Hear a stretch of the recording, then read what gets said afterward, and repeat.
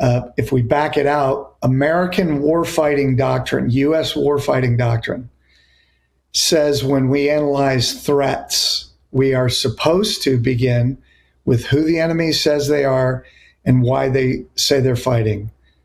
100% of the jihadis that have been killed or captured on the battlefields of Iraq, Afghanistan, Syria, parts of Africa, Europe, the Middle East, Canada, the United States, etc., all say we are Muslims waging jihad in the cause of Allah to establish an Islamic state under Sharia.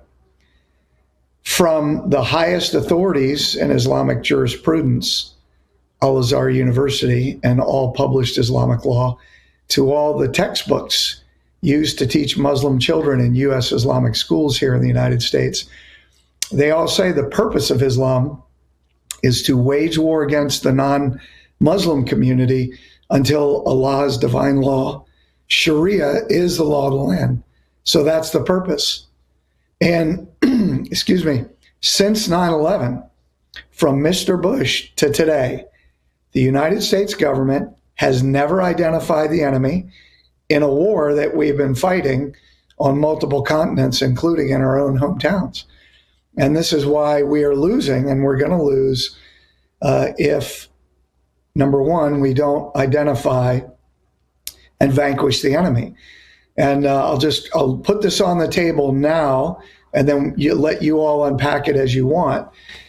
No war in human history has ever been won by fixing policies or changing issues.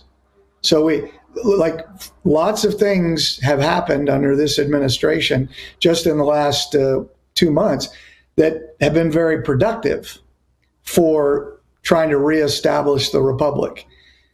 However, if you don't actually identify the enemy, put your finger on them, and vanquish them, then the end goal of our adversary will be achieved. And they are working very diligently every day, our adversaries, to ensure that we don't actually identify them. And anybody that gets close, of course, they radiate and go after and attack. And that's the way it's been since 9/11, 2001. Yeah, who would have thought, John, after 9/11? Let me ask you this. Earlier, you mentioned different parts of the world, different nations and countries. You didn't mention Mexico, Central America, and South America. And with the exception of them using that part of the world to enter the United States, is Islam infecting those countries and continents as well? Absolutely. Okay, even though it's heavily Catholic. Yes. Yeah, heavily. And I will say, in the West, in Europe, United States, Australia, New Zealand, Canada, all these places, the tip of the spear of the enemy's efforts is through interfaith outreach.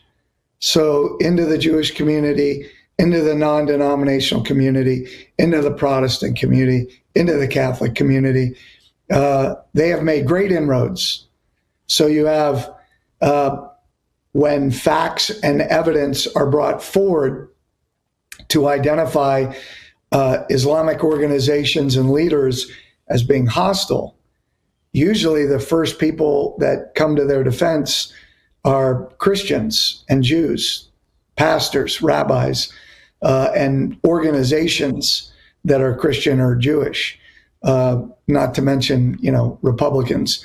But that's maybe a different part of the story. But the interfaith outreach is where they are making their greatest progress. Again, they don't understand the threat, which was exactly why you were attacked with the organization you had that was by that same name. And what you just said in Pennsylvania, Governor Shapiro, who is Jewish, just gave the largest grant in Pennsylvania history to a Muslim community. They're doing the same thing in Texas. A lot of people are saying Texas has outlawed Sharia law, and I think Ken Paxton is looking into it. But, I mean, how can they have these cities within a city? I mean, there's no-go zones into the Detroit area as well. You know, how do you fight? How does Sharia law, and I know the answer to this question. I'm playing good lawyer here by asking questions I know the answer to. For many, many years, we've discussed with you the fact that Sharia law in no possible way is compliant with the Constitution. We got about 3 minutes. Are you able to really make the viewers understand what that statement means? Yeah, so I do want to come back to those initial questions. You know what, the Al-Aqsa Islamic Society that Governor Shapiro gave to, that's a jihadi organization. He should be charged by the federal government with material support.